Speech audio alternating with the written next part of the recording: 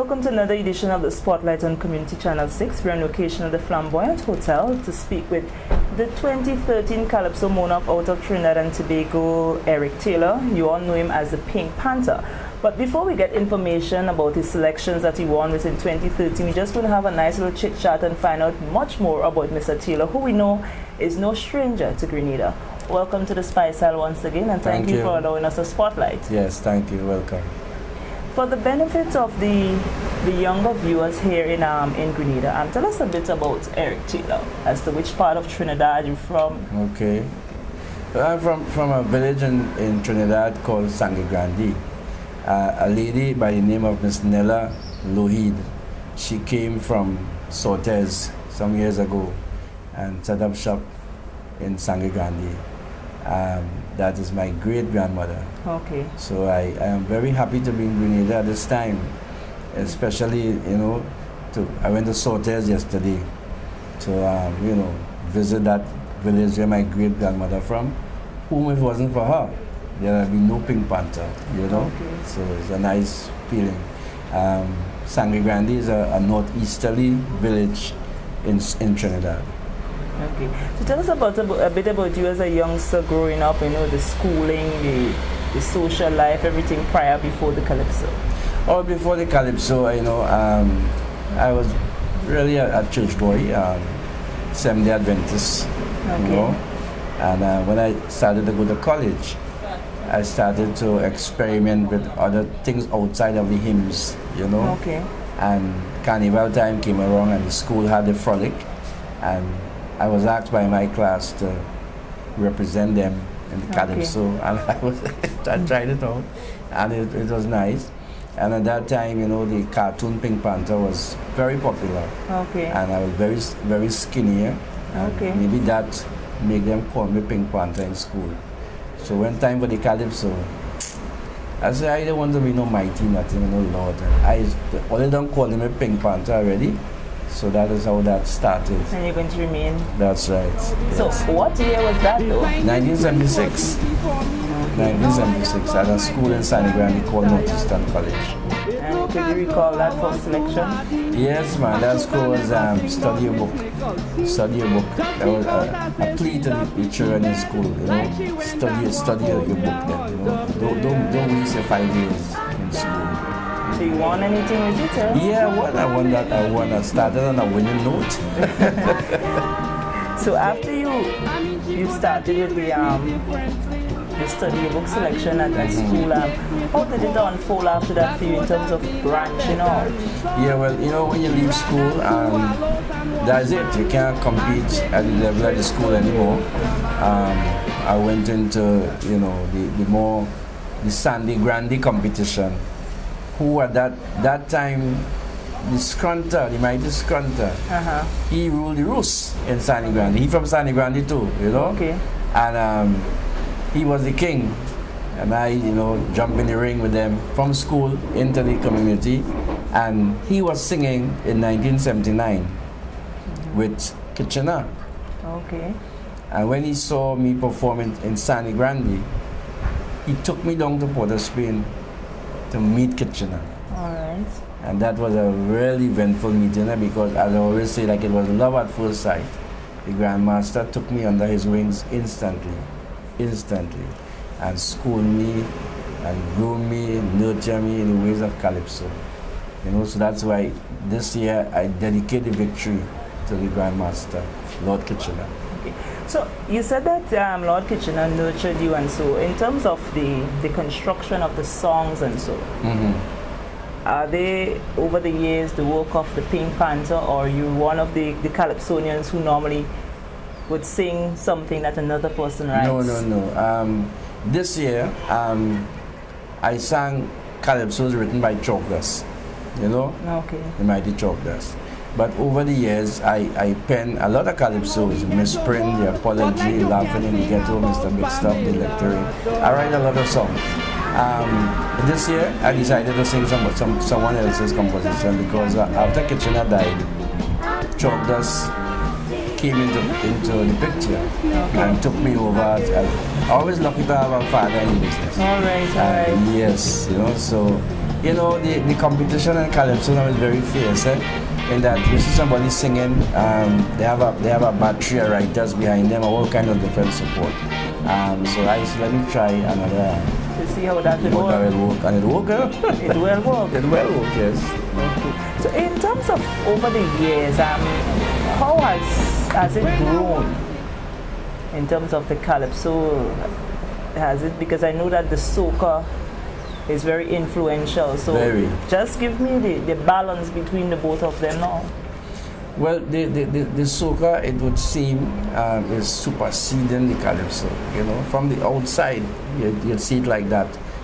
When you go to the soca monarch, it plays ram cram and people, young people, and when you go, to the calypso tent, you know, the attendance is you know, not as it used to be. But that does not take away from calypso, because calypso is the modern music.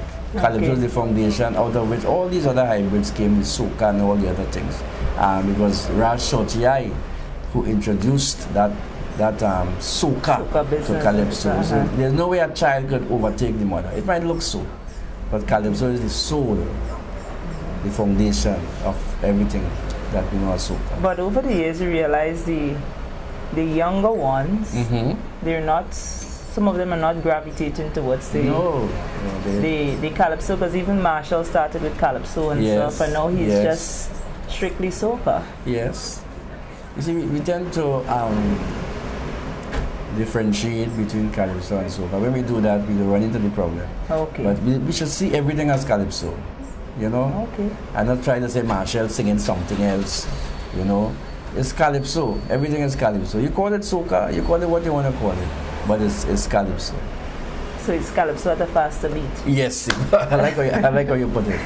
Okay, so what are some of the memorable selections that persons could actually relate to? Because although you said that you've won the Calypso Mona, I haven't heard the songs that you've sung. I guess you may have had to go on into a tent at the actual show. So what are some of the selections you think that Grenadians would be able to relate to as it relates to the Pink Panther?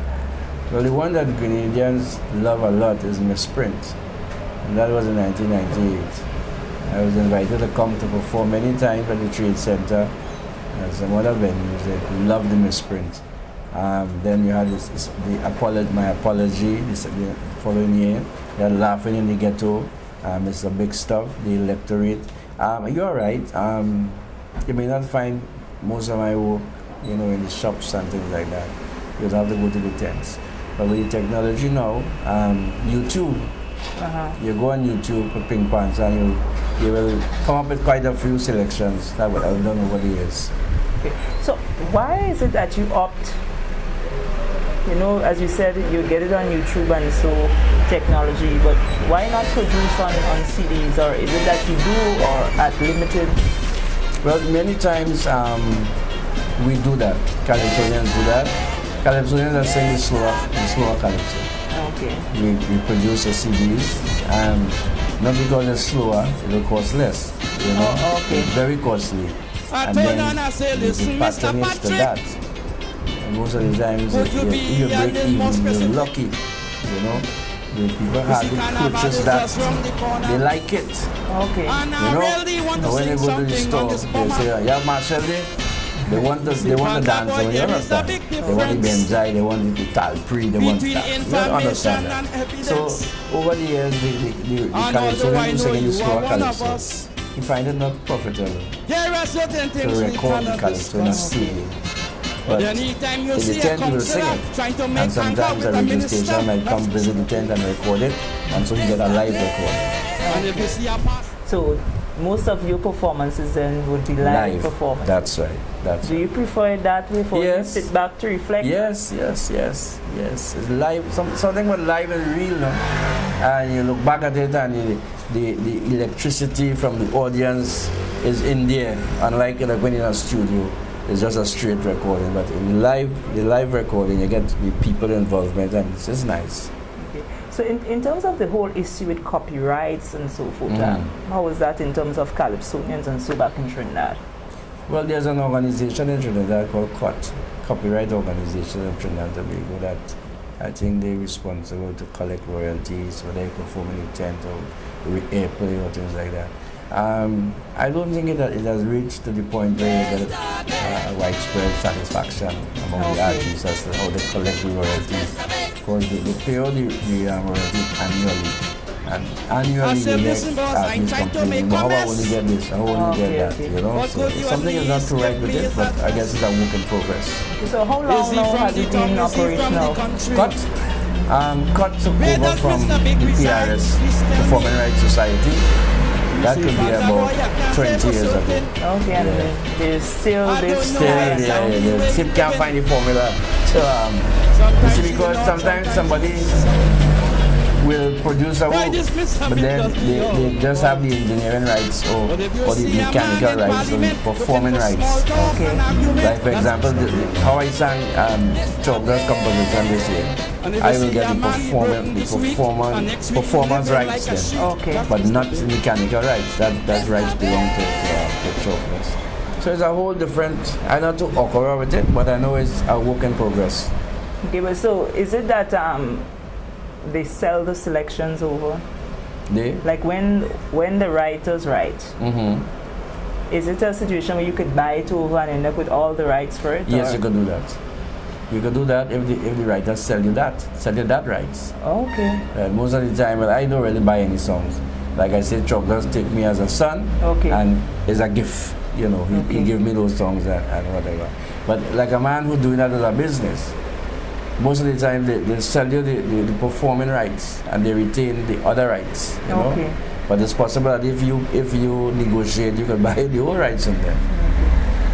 So has there been much of a problem in terms of that light with artists and writers and so over the years? Yes, there has been problems, and I guess there will be problems because sometimes you might sell a song, you know, and for whatever the conditions are, and you know, the song might take off, like Arrow Hot, it might take off, and you open up all different kind of possibilities, you know. So then you want to revisit your terms of your agreement, then, you know. So there's always problems with especially those songs that do well between the writer and I guess the performer. Okay. You've been performing for a number of years now. You've been to Grenada, you've been to other islands, and so. How much of the Grenada Calypso are you au fait with that you can make a comment? Have you been able to hear much of Grenada's work over the years, or is only when you come home, I would like to say, that you happen to hear some of it? You see, you have friends in the business, right? So sometimes you really want to hear what your friend coming with. For example, I want to hear what Scholar coming with, you know. I want to hear what B-Sav. The Wizard, Ajamu, you know, very close to Ajamu. At that level, you will find out. But to say to stay in Trinidad and put on the radio and hear that, you ain't going to hear. In fact, you don't even hear the Trinidad Calypso. You understand? It's that bad. It's that bad. So it's really, you have to have that penchant, that love, that passion, that desire to hear. But I like to hear Calypso from all the Calypsonians, and you know, Grenada. You see, Trinidad claim Calypso, right? The land of Calypso. But most of the real bards that come out of Trinidad is Grenadians, you know. Okay, like? Right? Sparrow. Yes, that's one. That's Sparrow. You have Bomber. From Cherry. You understand? You have Valentino. You have the Mighty Power. And some of them, I just laugh at them because they're ashamed to say that doesn't want nobody know. That, telling you, maybe it kind of relaxed now. There was a time when they don't want nobody know they're from St. Vincent or they're from Grenada. You know, this small island pettiness, that mindset. They're from Trinidad. You know, from Trinidad, the Caribbean is one place or what. They had a little, you had to really dig to find out exactly this one from Grenada. But Grenada have made an immense contribution to Calypso. And while Trinidad will claim Calypso as the land of Steve Banner Calypso, whatever, you cannot leave out Grenada from them accolades. Grenadians have sung, some fantastic Calypsos. So if we're going to move back now to 2013, tell us a bit about those winning selections, those that you did. What are some of the issues that they covered? Well, you know, if you check the trajectory of my offerings over the years, whether I write them for myself or I like this year Chocolates, is entertainment, right? It's entertainment. And even though you're singing something serious or a political situation you're trying to explore, you remember people paid their money, they had earned money to come to the tent to hear you. And they want to be entertained. So why is it dealing with serious issues? You must find a way to make it, you know, fun. You know? And that has guided me over the years. So most of my calypsos, and you check it out, misprint, all the serious things. But you find a way to laugh. I can't see. There's a thing about a politician in Tobago, but it's the laughter. It's one of my songs that had the most hits on YouTube. I am surprised. Thousands of people they like that. So this year was no exception. The political situation in Trinidad is very tense. Right? There's a lot of unhappiness, you know, prevailing in the society. And how do you comment on this? The issue at hand is having leadership. No leadership. We have a leader, but the leadership that the kind of qualities in a leader you're looking for that can really mobilize the country and get everything going is absent. It's lacking. So how do you deal with that? So the song deals with, I don't like to travel by plane. And so to go to London, I went and booked a ship on the waterfront.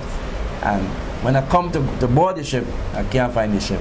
And I've seen all kind of ship. I've seen penmanship, sportsmanship, sponsorship, dealership, ownership, membership, underhand relationships around the partnership, which is the government. But I can't find the leadership. So you know that double thing. That double message. That's right. And they were known well with the people, and you know I'm happy that we were able to come out on top this year. Is it 2 or 1 selection? 2. The other selection, Crying in the Chapel. We observe that most of the icons, cultural icons that is, not just calypsonians, but mass men or pan men, they have a way to die around carnival time. It could be coincidence, but when you check it out, the facts is there. Even this year, the Mighty Penguin, who sang Deputy Central and them song, he died in the heart of the carnival time. You know, so that song dealt with, you know, trying to plead with Basil, don't take us around carnival time, because carnival time we want to enjoy ourselves in the Juve band and things, break that tradition, you know. But there was also an opportunity to reenact and, you know, relive the memories of those who went beyond, right? Like Kitchener died carnival time, Duke died carnival time, Brad Shorty died carnival time. So that was the second selection was about. Okay, so in terms of the competition itself, how was it this time around? It was very fierce. When I say fierce, it was tight from the way I sat, you know, and for the first time we had so many women in the finals. You know, it was 12 finalists, 7 of them were women. Okay. Right? And besides women, there was a heavy percentage of youth. Just those are veterans, myself, Marvelous, Marva, and Chocolates. 3 senior people in the competition. Also, Chocolates did take part. Yeah, he took part, of course. So it was an interesting mix, which impacted also on the competition, because the young people come in, they have the energy, they have the drive, they have the. So I think the judges had a hard time. A little experience must decide the winner, but you know the competition was tight. So would there be anything to revisit the Calypso, because I realize the soca moved to 2 million. Yeah. The Calypso is still at $1 million. Yeah. Well, you know, sometimes the prizes corrupt the thing. Okay. You know, sometimes the prizes corrupt the thing. So the bigger the stakes, you have a lot of more players. You see, once money becomes the culture does get, you know, compromised in many ways. Okay. You know, people wheel and they deal because of the money. So it's a good thing for the Monarch to get 10 million, but remember when you do that, there are some other considerations that you might not like to see within the art form. Okay. So is it that some of the other veterans did not participate this year, like the notable names, like the short gentleman there, Crow and all of them? Yeah, they all took part. Sugar Aloes, they all took part. Some of them reached to the semi-final stage, some did not, you know. I guess that's the nature of the competition. But they all took part.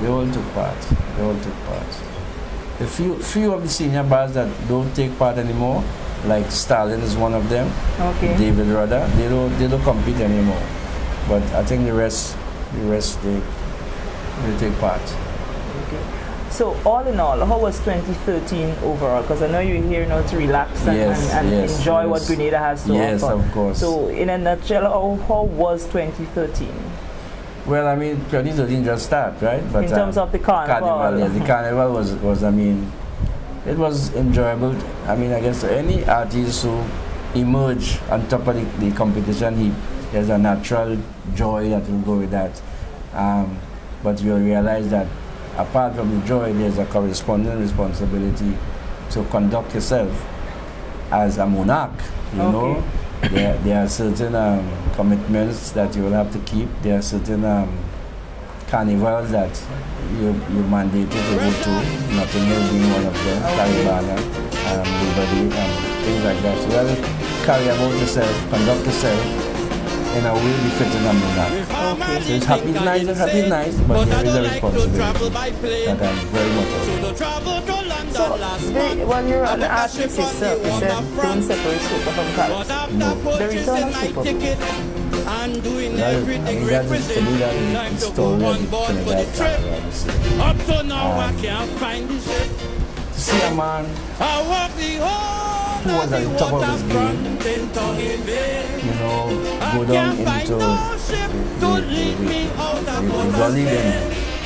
I mean, he was, a few months ago, he was washing cars for people in St. James, you know. Okay. You know the story, sometimes you fall into wrong habits and things. And it was something else to see him back on the stage at that level, you know.